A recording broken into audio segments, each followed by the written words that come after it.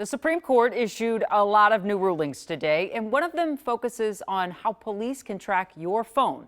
At the center of it is something called geofencing. That's which law enforcement uses to locate whose cell phones are near the scene of a crime. And that has brought up a ton of legal challenges about your privacy. For more on the decision, here's Kent. A geofence warrant around this bank in Virginia helped police track down a suspect and led them to evidence. You see the circle right there. Now, when they didn't have any leads, but it also turned up information on people who were just in the area at the time of the bank robbery. The government argued they didn't even need a warrant because there's no expectation of privacy, they said, when we elect to share our cell phone location with tech companies. But in a 6-3 decision today, the court pushed back, and now another court will decide how far to take it.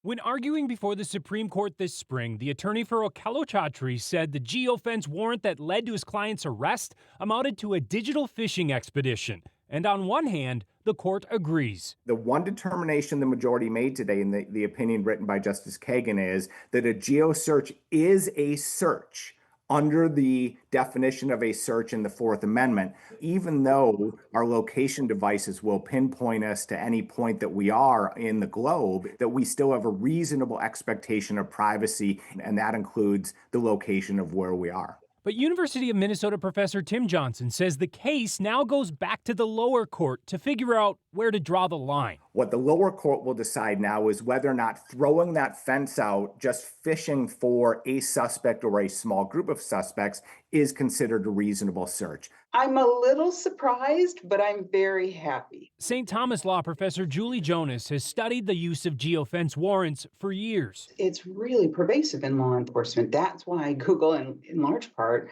wanted them to get warrants, because the amount of requests that they were getting from law enforcement has been growing exponentially. In the Chaudhry case, Google initially provided a list of 19 anonymous accounts that were in the area of the bank at the time of the crime. The government then asked for more information on 9 of them, and an officer later asked for detailed information on 3 accounts, including Chaudhry's. The lower court will now need to decide how much of that process requires sign-off from a judge. When the Minnesota Supreme Court looked at this, they said, no, you need to have a separate warrant with a finding of probable cause at each step from the magistrate or judge. The Minnesota case she's referencing was decided just a few weeks ago and doesn't ban geofence warrants, but she said it does significantly raise the bar to use them. And she says that will remain no matter how far the bar goes up across the country. We have a federal constitution that covers the entire country, but that really is the floor of what states must do. Some states will find additional protections for their citizens in their state constitution, and that's Minnesota. That's exactly what they did.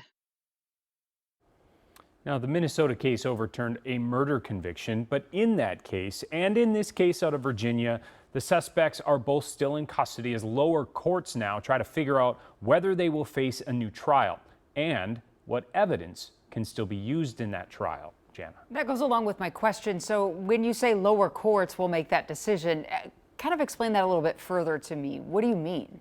Well, essentially, the lower courts are the ones that have to decide the specifics of these cases. So like in the case in Virginia, they'll have to decide where maybe they overstepped and went too far without the approval of a judge. That's where these cases will be decided. What kind of evidence did they have? Can they hold up a conviction? That type of thing, Jana. All right. Thanks so much, Kent. We'll be right back.